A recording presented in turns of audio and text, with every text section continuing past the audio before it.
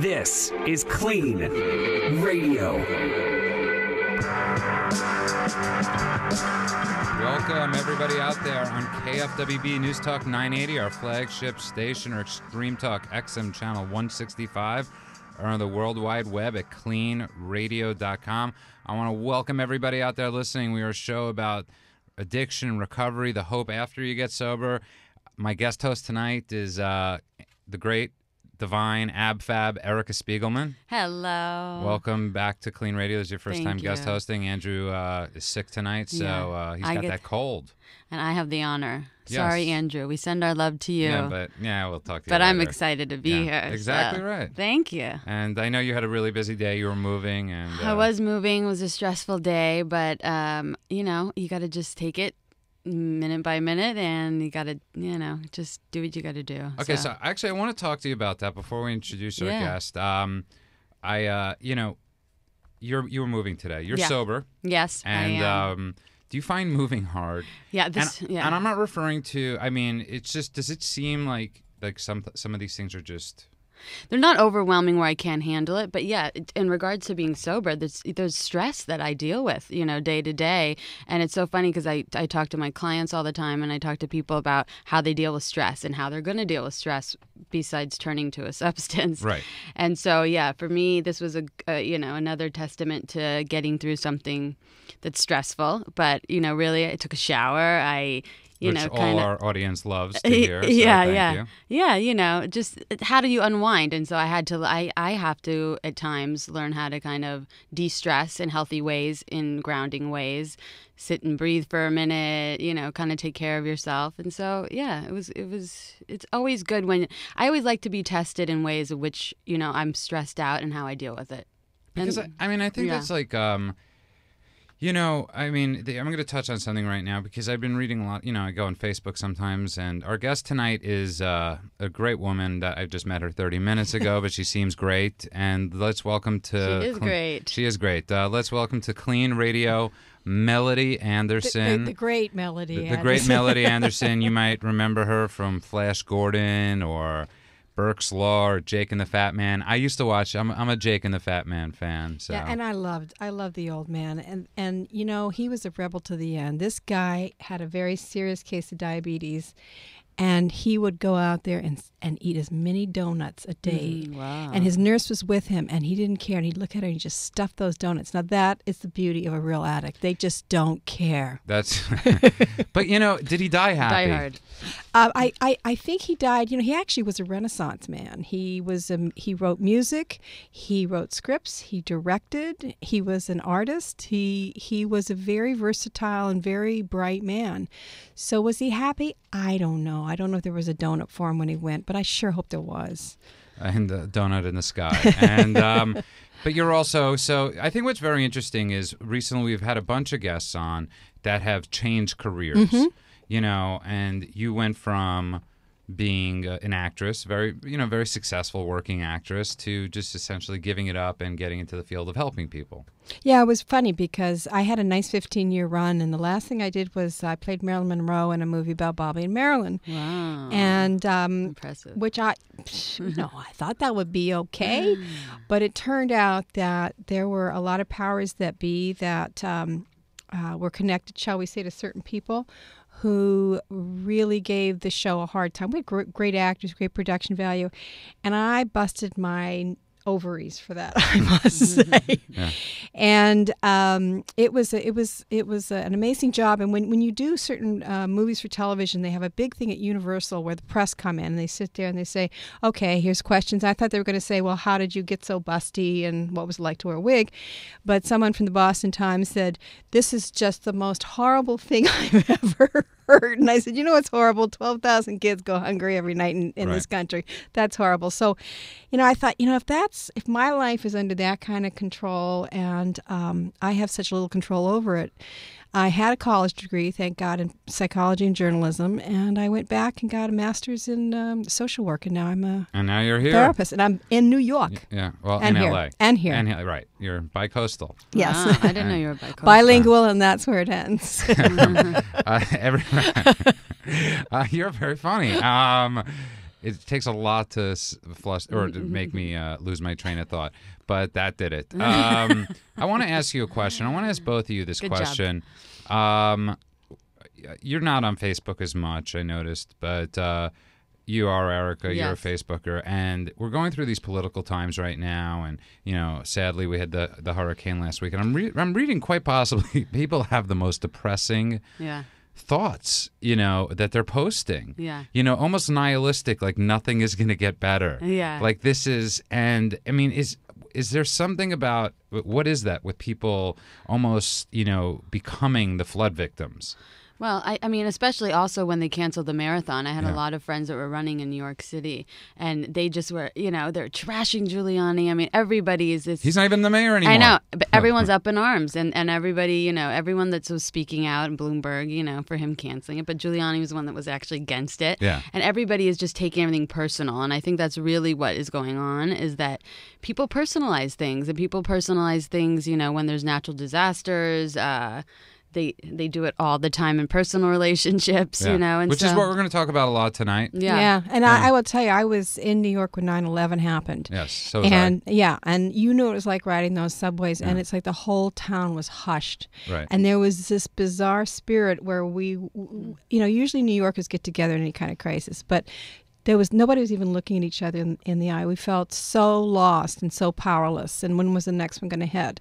And what I noticed about this is that there was, my concern is, and I work with some of the 9/11 people, is the re-triggering of trauma from 9/11 for a lot of New Yorkers. Yeah, that is going on. And that's how trauma works. It sits in a little almond in our brain called the amygdala, and it holds all those decades of trauma, and it can be re-stimulated. Right, like triggered. So do you think there are a lot of people out there that look to these things and, that almost these are events that make them feel?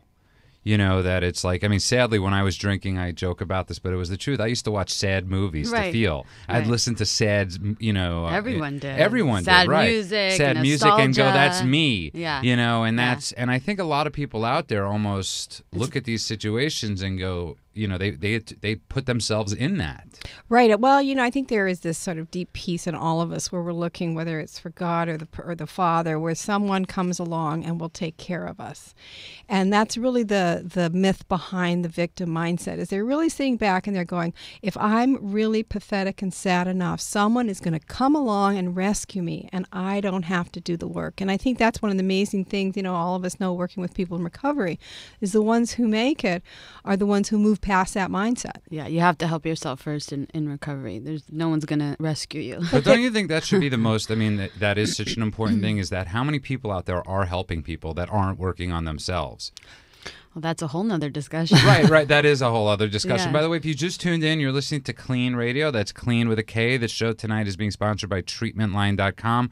Go to this website, check out rehabs before you go to them. Check out doctors before you go to them. Why is this? I got to ask this question.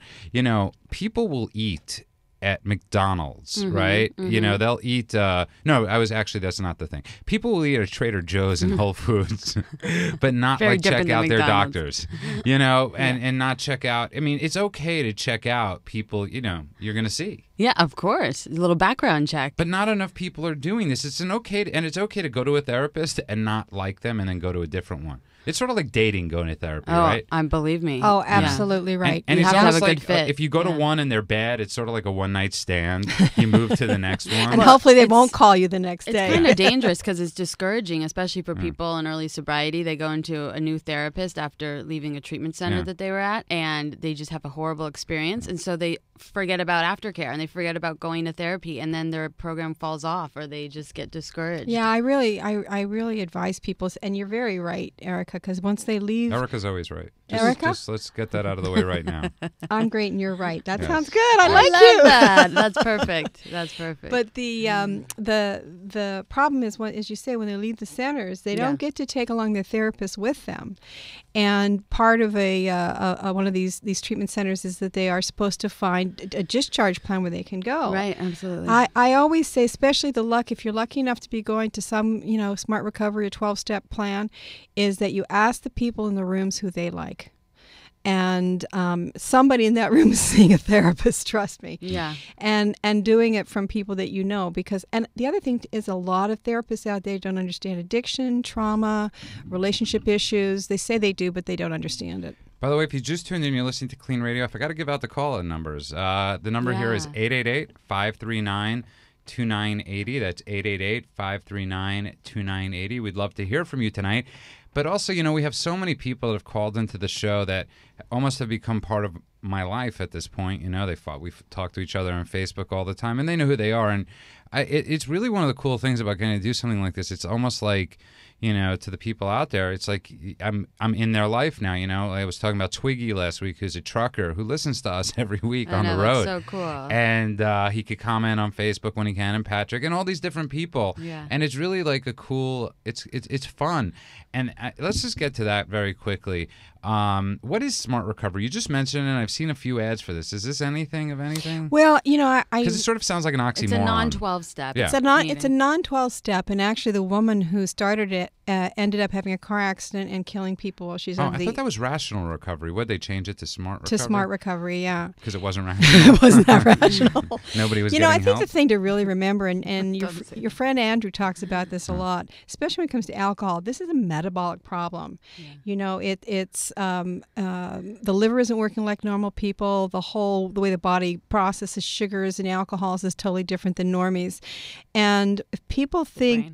Yeah, exactly. And the brain is obviously operating more differently. Mm-hmm. So if people think that they can somehow partly drink, then they probably don't suffer from alcoholism, because the problem is with the alcoholic, once they start that drink, they don't know when they're going to stop, because the body starts demanding it. I love that you're saying that. And that's really, Thank God. It's amazing that you're saying that, because I used to have a friend that when I was getting sober in New York, this guy Brian, and he was... just a really cool old Irishman. They used to call him Good Orderly Direction Brian, because he didn't believe in God, but, that's what his God was Good Orderly Direction. And people used to say, when they would share, they'd go, if I drink, this is what's going to happen, this is what's going to happen. Brian would get up and say, then you're not an alcoholic if you know what's going to happen. He goes, because when I drink, I don't know what's going to happen. Absolutely. And that, to me, is alcoholism. It's if people are out there right now and they're struggling, this is the test. The test is if you start and you don't know when you're going to stop. Right. And you may have every desire in the world to say, I'm going to have I really did. You can't will your way through it. And That's why Smart Recovery is such an oxymoron type of name, because it's like almost... You have to be you have to, to get help in therapy, you have to be willing to become humble, in a sense. You have to be willing to say, my way is not working. Right, absolutely. And I think that sometimes the battle is people have a problem with the concept of powerlessness. But the thing is that your body is powerless over how it processes drugs and alcohol. You do have power on whether or not you want to follow a certain pattern, to give yourself some of that humility and also learn how to be responsible, because recovery is about growing up. Right. We are the emotional age we are when we pick up. Mm-hmm. So, but the moderation thing, that's what you mentioned before. There is no way to drink moderately when you're somebody that has a substance abuse problem. It's the old thing of once you're a pickle, you can't become a cucumber. Yeah. It's the great alcoholic, drug addict, food addict, sex addict type thing that thinks, I want to do this like regular people. Mm-hmm. Right. And sadly, you can't. No, you can't. And you can't do it in 4 months or a year. And if you set yourself up like that, you will fail because it will be in the back of your mind, and eventually you will give yourself that excuse. And that's what I try to tell people that relapse over and over again. It's black and white when it comes to that. Yeah, and when I'm working with people, I really like to emphasize this physical part, the metabolism as far as the sugars and the alcohol is concerned. I'm glad you mentioned that with them. And then also with drugs, the effect it can have on things like dopamine and serotonin. And you go below normal levels, so you have to keep using the drug. Right. Because, the goal to get through to people, I always believe, is removing shame. Mm-hmm. And so if you can tell people, and even their families, that this is about shame, you're not a horrible mother. I mean, you may be, but I'm not going to tell you. But one had nothing to do with the other. Exactly. Right. You might just happen to be a horrible mom, but nothing to do with absolutely. Anyways, let's take a call. Let's go to Elizabeth from New York. Elizabeth, welcome back to Clean Radio. Hi, Elizabeth. Hey. How are you? How are you? All right. You called a couple weeks ago. You were struggling, I think? Yeah. And I was told to try the women's meeting. Yeah, by Jen. I don't remember. Absolutely. Maybe Erica said that if you were here a couple weeks ago, but how's that going? It was, I talked to Alyssa. Oh, okay. And I tried to go, Oh, Elisa Hallerman you spoke to, yeah. Yes, yeah. So. And, well, first of all, I just want to know why they're very difficult to find, these meetings. What, women's meetings? Just meetings in general. In New York City? Are you in Manhattan? Are you in Manhattan? No, I'm outside of the city. Whereabouts are you? Just so I'm not asking the exact address. Yeah, no, I'm... That's okay. Yeah, I mean, it's easy when you're in Manhattan. There are 50,000 meetings, literally 50,000 meetings a week, Elizabeth. Yeah. Do you have access to trains or anything like that? Yes, I do. I could guarantee you if you jump onto the train, probably not right now, but, you could find tons of meetings. Do you ever make it into Manhattan, Elizabeth? What's that? Do you ever make it into Manhattan? No, it's a little far for me. It is. Okay. All right. Do you happen to be in Long Island? No.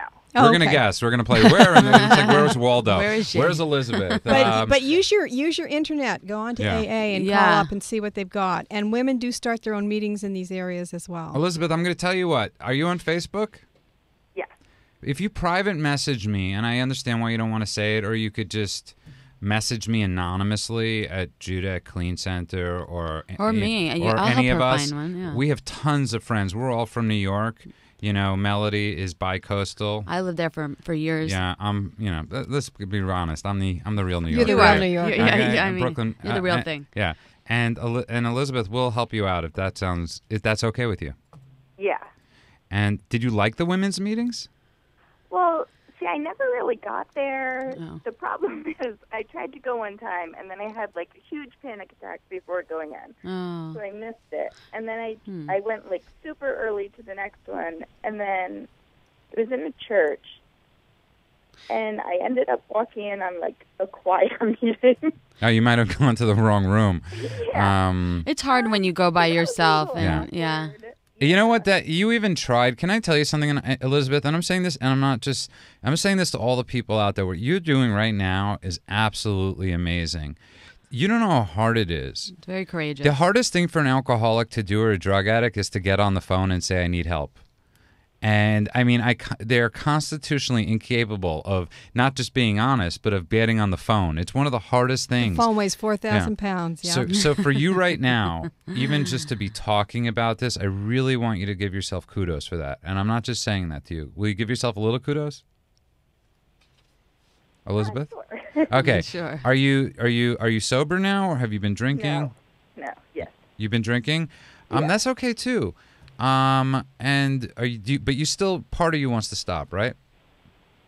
Yeah, I know it's not okay what I'm doing. What's going on in your life? Yeah. What is going on? I'm drinking every night, and it's not a great time for me. I don't know. I know where I should be right now, and I know the drinking is getting in the way of it. Yeah. Well, you also sound like you're kind of alone out there. Yeah. And hard on yourself as well. Do you have any friends or any contacts who, first of all, don't speak to anybody who shames you? Just no. But I want you to find someone, and you can call the AA office, and they will have a woman come by and pick you up, because you need to be around women who support you and tell you, just like Judah did, you're doing amazing, just to want to change. Elizabeth, it took me 4 years to get 1 year sober. Okay, so that means I went to a lot of meetings, either drunk or not being able to get it, tons of rehabs in between, and it was okay. And it takes a while. It's baby steps, but it would really help for you to find some support. And so go to Erica's website. Yeah. Email us. Elizabeth, will you do that? Yes. And you promise? Yes. Okay, even if you lie, it's okay. And if you just call back next week. And you know the reason I say that is because people used to give me their phone numbers in meetings all the time. And I would throw them out. I'm like, I'm not calling you. You know, I don't know you. You look a little creepy. And Elizabeth, that was me. I was 22. I don't know how old you are. You sound very young. And it was extremely intimidating. Yeah, the people, it's very intense. It's very intimidating. How could it not be? They're kooky-looking people. They hold hands. They clap a lot. Well, but no, you know what? She has to walk in by herself, though, so we need to find her some support. Yes, exactly. Yeah. And, you know, that's the thing. You're going to have to overcome that a little bit. And we're going to do it. We'll do it together, We'll Elizabeth, help you. okay? We'll help you. Can you stay on the line, though? Because I just want to get some info. Elizabeth, thank you very much for the call. And call back next week. If you just tuned in, you're listening to KLEAN Radio. That's KLEAN with a K. The number here is 888-539-2980. That's 888-539-2980. Talk about that a little bit. Let's talk about that. I always hear people, you know, I'm very against tough love.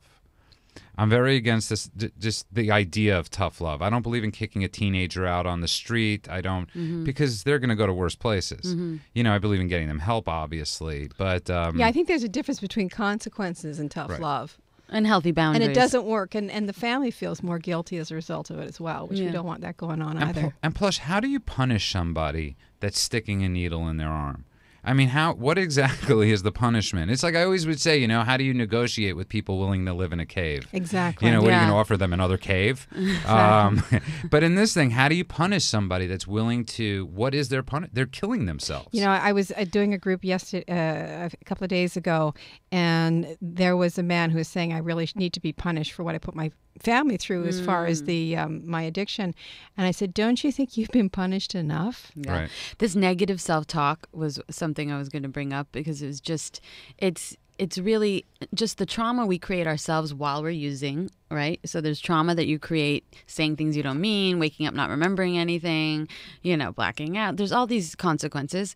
And then you have the trauma that goes on in early childhood for some people. And then you know, as time goes on, it's kind of like we begin to punish ourselves with this negative talk. How could I have done that? I'm such a liar. I'm such this. And those tapes that go on are just, they're so damaging. And until we have to, you know, give ourselves some love again and try to find compassion for ourselves. Yeah, and they're great. You know, I'm a great believer in examining our myths. They're great myths because if I'm a loser and I'm a disaster and I cause this, why not get high again? Right.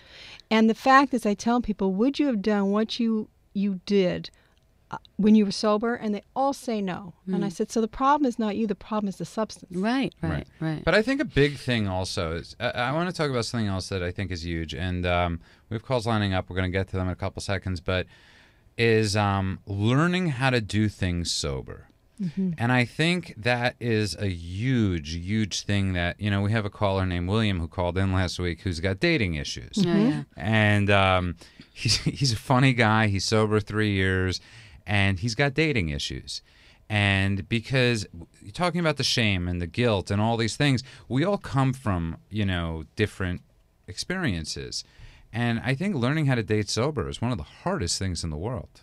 Absolutely. And the first question is, what if I meet, quote, a normie? I put that in quotes, by the way. And when do I tell them about when I drink?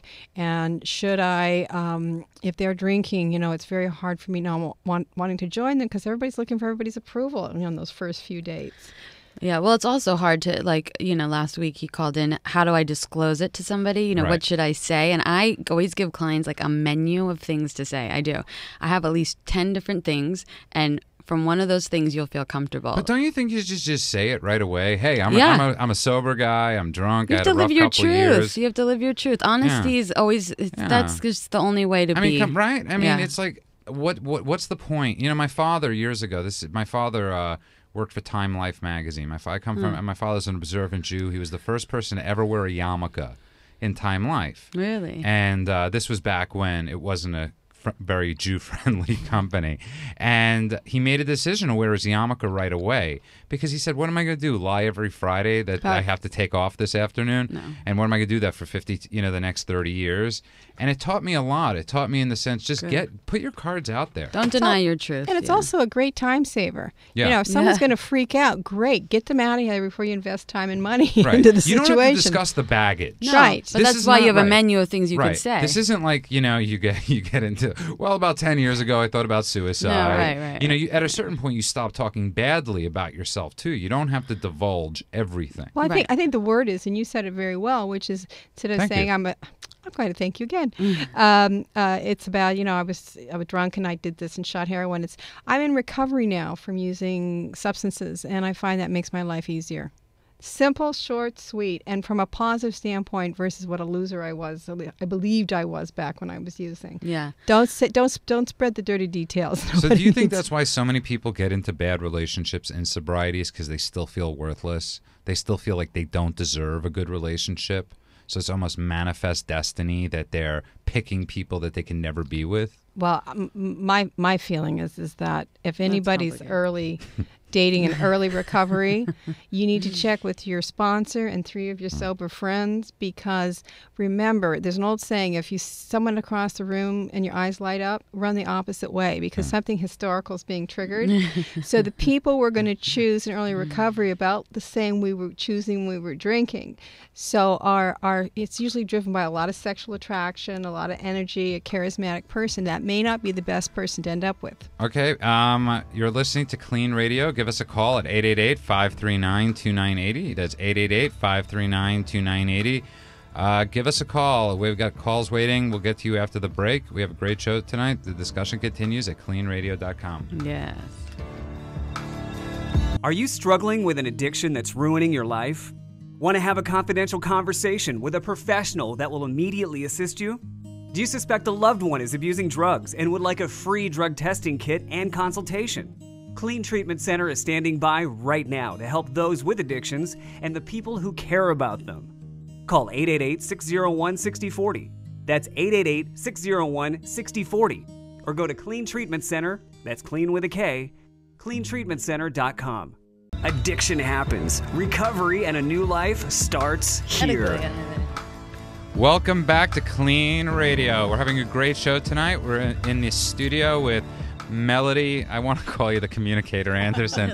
I'm sorry. You know what? I was a journalist. Why not? Just call you the communicator, Sure. Because it's like everybody's got these nicknames. On TV, there's the locator. Right. He finds people. There's I love it. The governor. You're right. That medium lady in Long Island. Let me tell you something.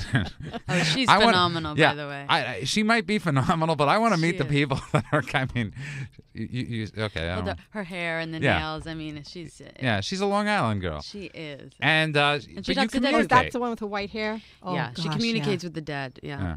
Let me tell you I something. do too, but I dated them. I'm sorry. Go on. Okay, can I tell you something? I have such a hard time with that, but I don't want to get off topic. Yeah, that's. But you know what? I gotta say, if you're gonna name, when they name these storms, and I know I'm not the only one that says it. You didn't like Sandy? How do you pick Sandy? It's like it doesn't. I bet you you hear the name Sandy, it doesn't sound scary. No. Like a level 1, like a wind should be called Sandy. That's right. It's like Judah should be called a storm. Like Yes. I was a storm when I was Powerful drinking. name. Yeah. And Isaac. That's That's come right. on. Sandy's like a breeze Yeah, on a beach right. It's- with a palm tree. Right, who's That's picking right. these names? I don't I'd know. like pick it Do they have a list? That's what I want. they do. I think it's yeah. And who makes that list? I don't know. some It's a little very guy- politically correct I think list, we need though. to find out Yeah. where They should do live. Greek god names like Zeus. That's Or right. crackhead. Zeus. Zeus. You know? is serious. Storm storm. Zeus. That would Right. be good. Or like crack. Hurricane Crack is coming. Come on, that would be great. But we're getting off topic. We're in the studio tonight. Give us a call at 888-539-2980. We're in the studio with Melody, the communicator, Anderson. She communicates with the living, and actually, when they meet you, they're not so living. And then you get them living. I'm That's just giving you hopefully. great taglines. I mean, here. I like so this. good. That's Yeah. yeah, absolutely. Well, sometimes the thing is sometimes they're living and then they're not, and they're living and they're not. And I think that's so important when you're working with people in recovery and for people out there. You're going to have good days. You're going to have bad days. Of course, that's life. Yeah, Yeah. I always Well, say that. you know what? We're going to talk about that quickly. Also, amazing guest host tonight. The hostess is my ab fab, Erica Spiegelman. Yes. Let's talk about that. My friend Judah always used to say to me, this big Judah. Another Judah. And I was little Judah. In Brooklyn is more common of a name. And he would always say to me, he goes, were you happy before? Were you happy before you started drinking? He goes, why is it that you always think you have to be happy now? And and it was like when he said that to me, he said two really cool things. But he said, one time he called me up and I said, I'm busy. I'm so busy. And he goes, the world lived without you for 22 years. It could live without you for another hour. I like him. Yeah. He's good. But, the point I said before that Big Judah always used to say that I can't remember right now. You said that you don't always have to be happy. You don't always have to be. Right. Yeah. What is this feeling What's that so we special about being happy? And why do we always is it the culture? What is this thing that we always have to be? It's okay to feel. Well, you can't show your emotions. That's the whole. But also, I think people mix up happiness with pleasure. Right. And pleasure is like a charge. I mean, it makes your brain get all excited. Adrenaline. And the serotonin, the dopamine, they're all running around. It's a great big party. But that's pleasure. I like to sort of put happiness in the context of, am I content and am I living my own truth? Yes, absolutely. When I'm there, between me and my whatever it is I believe in, am I living my own truth and cleaning up the garbage on the street? Those small acts of kindness. Yeah. I've had a good day. You have. Yeah. And let's go to Dan, who doesn't seem to be having a great day. Patrick, we'll get to you in a second. Dan from Mission Hills. Hi, Dan. Hi. How are you? Hey, Dan. I'm okay. How are you? Good. How are you? Well, I'm not doing great. I'm sitting in my car, drinking a glass of wine, and I just found your show. Wow. And I think there's a reason I found your show. You know what, Dan?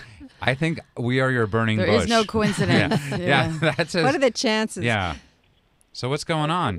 And I believe in destiny and fate, and I didn't expect this tonight, but I just drove back from Santa Barbara. My son just started school there, UC Santa Barbara, and I pretty much drink every night, and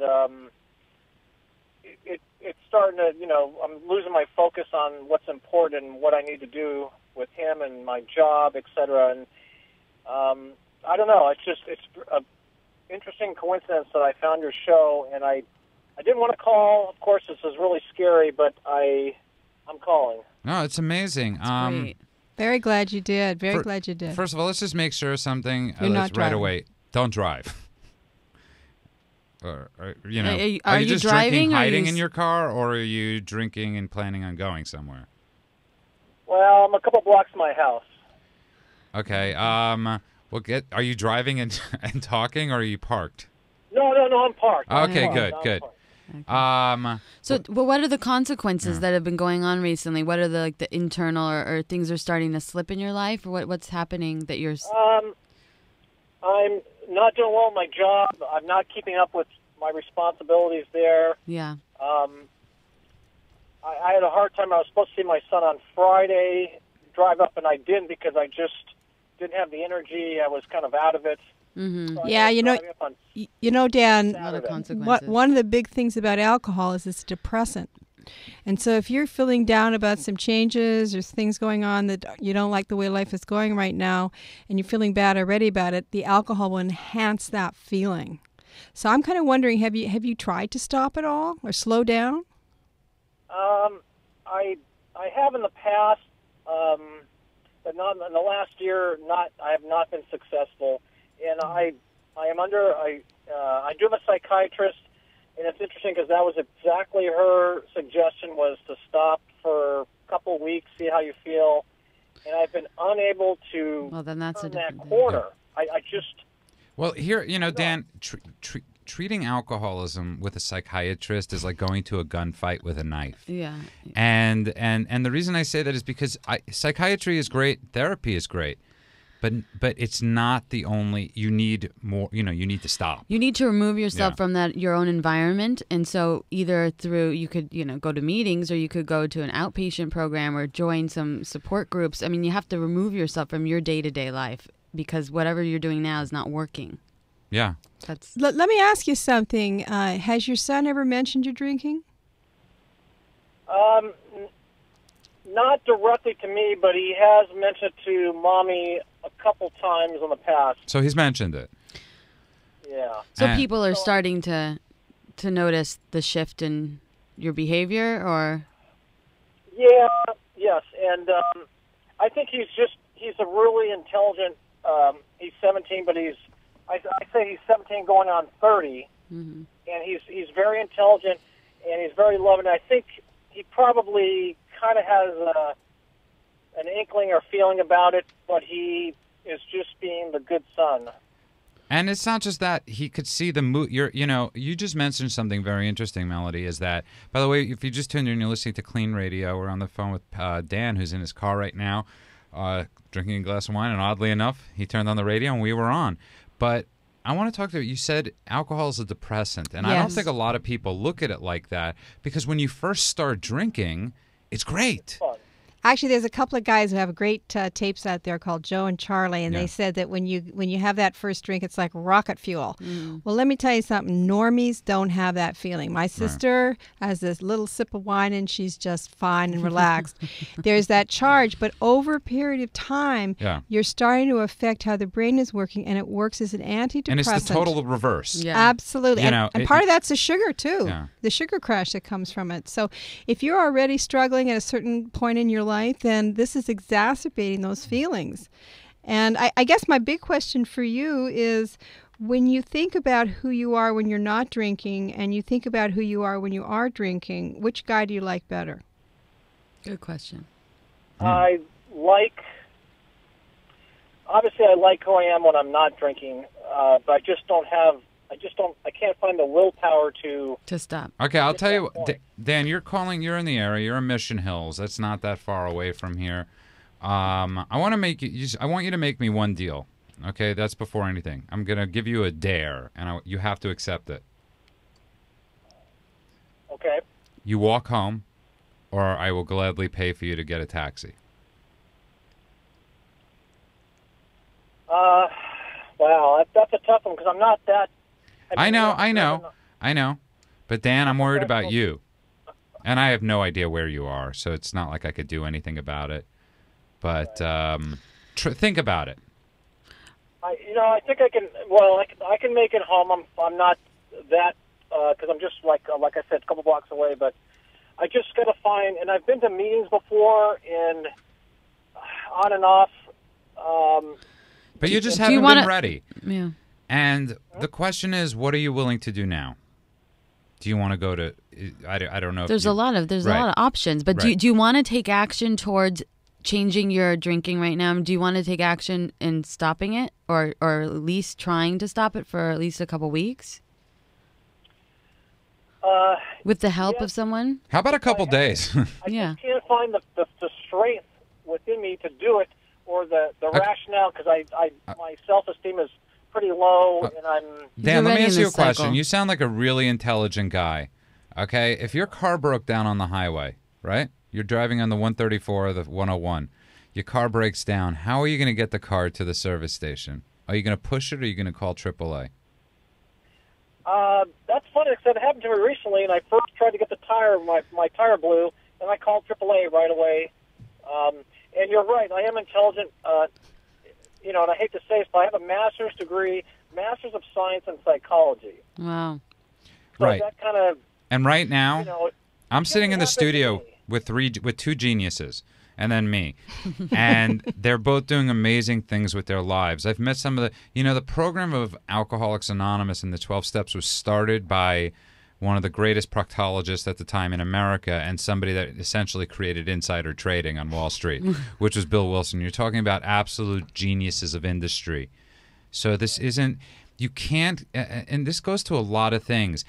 Self-knowledge avails us nothing. And willpower, because this isn't a matter of willpower. Or your character as a person. Look how much you've done.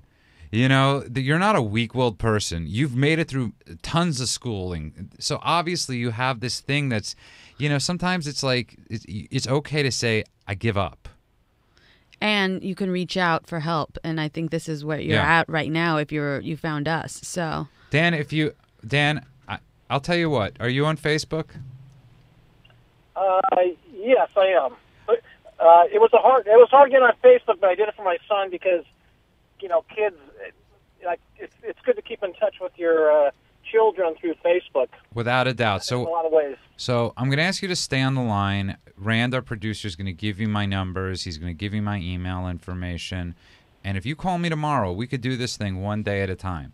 Okay? I don't mind if you email me, you call me, when we try to figure out a solution so that we're not thinking about 2 weeks in front of it now. Let's just worry about Monday. Right. And if you're cool with that, I'm cool with that.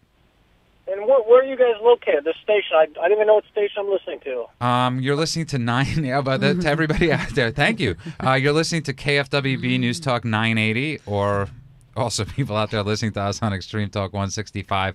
But we're also on the web, and this is why it's important. Go to cleanradio.com. That's clean with a K, and all our info is there. And we're in Los Angeles. Yeah, we're in Los Angeles. We're literally 2 minutes away from you. Yeah. Oh, okay. And we're all based here, Yeah. and we have great referrals. No, she's bi-coastal. Don't, okay. We have someone Yeah. here that's bi-coastal, but we have a good referral. Yeah. You know, we have referrals all over the LA, Yeah. the LA County area. It's just really because, I don't know what I'm going to do from this point on, just like you don't know what I'm going to do, but just making the call and reaching out was huge. It's Yeah. courageous. Huge for Very you. proud of you. I'm sweating. It's like it was a big thing, and Yeah. I don't even, part of me doesn't even know. I mean, I know I need to do it, but it's like unexplainable to actually call them, talk to you guys. It's amazing, and Yeah, that's awesome. what's called destiny. Destiny, Dan. But listen, stay on the line, and I beg of you one more time, walk or wait 30 minutes before you drive home, or an hour, and Rand will offer you any amount of money for a cab ride home. He'll actually even come and get you. That's what type of guy Rand is. But Dan, stay on the line, Thank you for okay? calling. Thanks for calling. Good luck, Thank you Dan. guys so much. Thank Good you. luck. Appreciate it. Thank Yeah. you, Dan. That was awesome. If you just tuned in, Wow, that was crazy. Dan is obviously going through an inciting incident in his life. He's been, the drinking was working. It had to have been working. And that's what drives me crazy. Drinking was fun for many of us. Absolutely. Drugs were fun, but then they stopped. Well, you turn a corner, and Yeah. as time goes on, too, biologically, we are, it gets worse and worse as we continue to drink. Well, especially with alcohol, many levels. the Physical, liver starts yeah. getting. But there's also this depression Mm-hmm. that I find with the chronic drinkers and alcoholics. This depression that sets in, and you actually start believing that your life has no hope, and because you have no energy to try and make it change. I just want to say to him, think about what it would be like to sit in your car and have all this obsession with having to have a drink lifted to you. Yeah. If you Yes. actually woke, in 2 seconds it was gone and you never had that craving again, that is possible. And right, that's the That hardest is thing, because possible. in the moment you're in, that I always say to people, remember the day before you came in and remember the day Always you came remember in. it, yeah. But it's that day before, that pure hopelessness of... But you have to remember that, because what you were just talking about, that's the ultimate freedom, is to have that lifted, to have that obsession lifted from your mind. And there's nothing better. And I see it day to day, and it's possible. Yeah. And so for people like him, I just hope he knows it's that. without a doubt 1,000,000%. It is. 1,000,000%. But people ask me that Yeah. all the time. They say, does this really work? Yeah. Do people really, really clean up their act? I'm like, of course they do. I think a big reason people have a hard time with that is because, sadly, so many of the news stories, Yeah.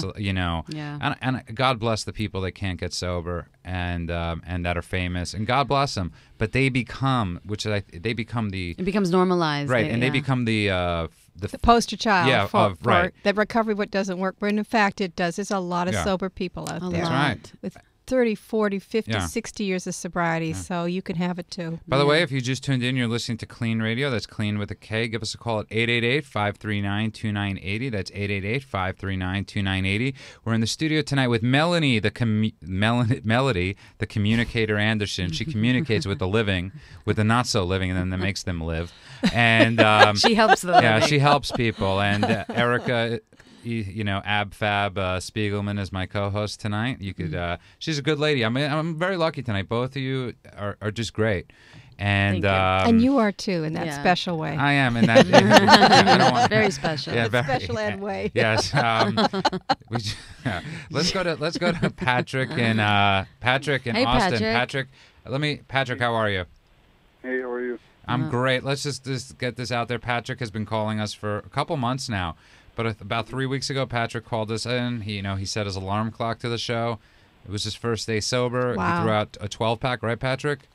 Yeah. So what goes on now? Not much, a whole lot, really. Okay. Last week he was doing good. Yeah. Yeah, I'm feeling pretty good. I got a lot going on this week. Good. What's cooking? You still sober, or? Yeah, still sober. That's amazing. And what's cooking? Good job. Not a whole lot. I was just listening to the calls today, and that's amazing. It's like, once again, clean radio, saving lives and planting seeds. Yeah. Mm-hmm. That's really cool. And how about the coincidence, too, of this guy? He happens to be in his car that's not a drinking. coincidence. No, it's not. Yeah. No coincidence. I mean, how amazing is that? I know. It's surreal. I think he felt like it was surreal. It is. It's very, especially in today's day and age. It's like, with so many avenues of things you could turn on. Yeah, Right. exactly. That he turned on this station, and 30 minutes before it could have been like on this local station, it could have been a dentist he was listening to, Right. because that's who's on before us or something. He is. So No, that was amazing. yeah. And Patrick, it's the same thing. And you know what, Patrick, I think would be really cool. Say something to Dan, because you're very similar. Yeah, I mean, just that's how it is. I just kind of tuned in because I saw an ad on Facebook, and then, what do you know? I mean, you guys made me promise to call in every week, and within 6 weeks, I think it was, I don't know. I had. Now you're a regular. Yeah. And regularly sober. Yes. Yes. And it goes to what Melody was sharing. We don't beat you up. We don't want to shame you. This is about getting open and getting honest. And respecting how hard this Yeah. is to do. Yeah. And It is hard, and I think that's the cool thing about this radio station too, is because, like, for me, I've done the 12-step program thing many times, and I got a lot out of it. However, this time around in the small town, I don't exactly agree with the politics that go on in there. So I really felt like I had nowhere to turn to if I ever wanted to go back to it. And then, what do you know? Clean radio's on the air, and it was like, I don't have to go into a room of people and be shy and have that fear. I can just pick up the phone, Yeah, Even and though it's that also can be cool hard because sometimes, Patrick, too. He was doing it a different way. Yeah, He's and not we one. also talk a lot on Facebook, so he almost has this fellowship on Facebook. Like he has a community. Right, where he deals with Elisa Hallerman from Hallie Life, who's one of our past guests, who actually offered Patrick free services, free case management services, and they email each other. Yeah, and Patrick, doesn't make a difference to have people out there to talk to who understand and aren't beating you up? Because people who don't understand this, sometimes think people actually wake up one day and say, yeah, I want to be an addict or an alcoholic. Right. No one does that. Right. Right. No, I think it's huge. I mean, for me, that was a big thing of why I didn't, I guess, get sober in the first place. I didn't feel like I was going to be able to connect with the world and the people in it. I mean, why would I want to stop doing drugs? I connect with it. Right. And I think something is really cool. It's funny. Patrick posts a lot on Facebook, and I don't always agree with what he says, but I love that he is expressing himself. Mm-hmm. And I think one of the coolest things, and I try to say this to people all the time, is it's finding your voice. Absolutely. And it's okay Honest with voice. having a He's voice. being honest, right. yeah. And having a voice. Right. And I don't always have to agree with somebody's voice. No. But I so love that their voice is coming out. Exactly. And I love when Patrick posts. I mean, I read his posts all the time. And, I don't read them all, but I follow them, Patrick. And I love that you're expressing yourself. Yeah, that's great. And you're talking about what's going on. You shared like you had a great day or something, right? Or, And, do you feel like you're connecting with yourself more now, Patrick? Like more authentically and feeling like you're learning more about yourself now that you're sober day to day? Absolutely. I mean, Isn't that powerful? Huh? Like whenever I am sober, it's a journey to get to know myself better, and it's a wonderful thing. It really is, because I like myself. I think I'm a pretty cool guy. Yeah, I know. And I like you. I'm proud of you. That's amazing. Patrick, we're running out of time. I'll talk to Stay you in next touch. week. Okay, yeah. Okay, Patrick, have a great night. Take care. We're running out of time, but let's go to line number 1. We have Teresa in Orange County. Her brother. Why don't you tell us, Teresa? Hi, Teresa. Hi, how are you? Good. How are you? Oh, I'm fine. I just heard your station, and I thought of my brother. I went up to Washington State, where he lives, in 2007, and I literally found him drinking himself to death. Mm-hmm. His house had gone into foreclosure, the house he had built himself. We bought it out of foreclosure, my dad and I and him. and he just struggles. He stops, then he starts, and he stops and starts, and which really sums up alcoholism. Absolutely. Yeah, alcoholism. Because he certainly doesn't want to be like this and having problems with it. Yeah, he doesn't want to be like this. He's so depressed all the time, and lots of times he feels hopeless, like you were saying. Yeah. You were saying, somebody was saying that they feel hopeless. Yeah, that's what it is, and it's people have the reason people have a hard time understanding. It's like if somebody gets brain cancer, everybody sympathizes. If somebody has a disease, but this is one of those hard ones because people feel like they're doing it to themselves. People, they don't realize that there's this thing that an alcoholic, once they start, they can't stop. They actually have different livers than normal people. I'm just wondering, there's a real physical issue behind people who are alcoholics. Their body doesn't allow them to drink safely. Have you checked out Al-Anon at all? For yourself. That's for the families and friends of alcoholics. We encourage you to do that, Teresa. Very powerful. It'll help you understand this a little bit more and have some support. It's a great community. And if you get nervous, just go online and you can have chat rooms on the Al-Anon and speak to other people out there who have family members who are struggling with alcoholism. But it sounds your brother's like in a cycle, a negative cycle. I'm afraid of those of Al-Anon because I'm afraid they're going to say to me, well, you should just not help him. You should just, Well, there's a limit of helping, Teresa. And I'm going to tell you something my father always says. My father says as long as his son was alive, there was a chance. So if my father if I ever called up and I said, I need money, he'd say no. If I said I need rehab, he'd say, you're on the plane now. He would literally have me on a plane to get help right away, no matter where I was. That's the help that you should be offering your brother. And letting him know he's loved. And letting him know he's loved, right. Not enabling, right? Not enabling right. all the time. But these are, and Teresa, these are really hard things. But I could promise you one thing: I've met some of the most loving, kind people in Al-Anon. There's this stigma of it, but they're struggling like you are. And you bring up something that I know keeps a lot of people out of Al-Anon, and that is that they're afraid someone's going to judge them. In fact, you state there, if there are people like that, trust me, there's 5,000 more who are kind and loving. Yeah. Teresa, can you do me 2 favors? Uh-huh. I want you to call back next week because we're running out of time. But the second one is we're opening a facility in Washington State. Oh. Yes, literally in Long Beach, Washington, and Washington State. Great. And we have a lot of connections out there and a lot of contacts. I don't know what your brother's story is financially or any of that stuff, if he has insurance, if he doesn't. But I will make sure that if he wants to get into a bed over there, we'll make sure he gets into a bed no matter what. Yeah, he doesn't really have the financial means. So we'll figure something out, like Teresa. That. Okay?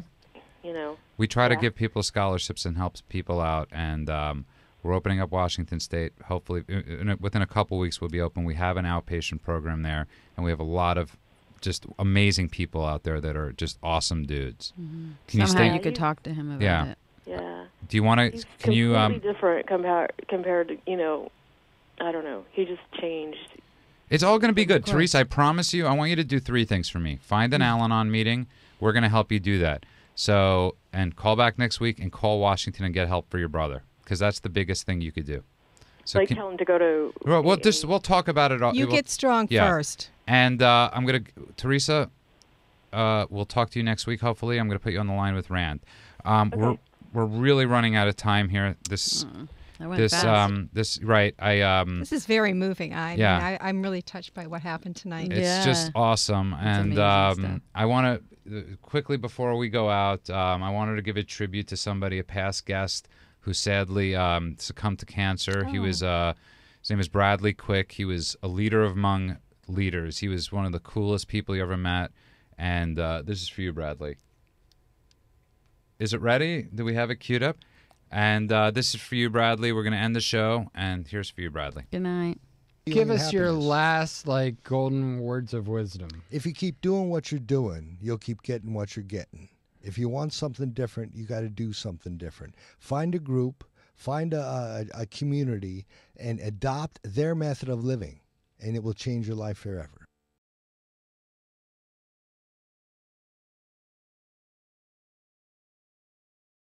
Are you struggling with an addiction that's ruining your life? Want to have a confidential conversation with a professional that will immediately assist you? Do you suspect a loved one is abusing drugs and would like a free drug testing kit and consultation? KLEAN Treatment Center is standing by right now to help those with addictions and the people who care about them. Call 888-601-6040. That's 888-601-6040. Or go to KLEAN Treatment Center, that's clean with a K, cleantreatmentcenter.com.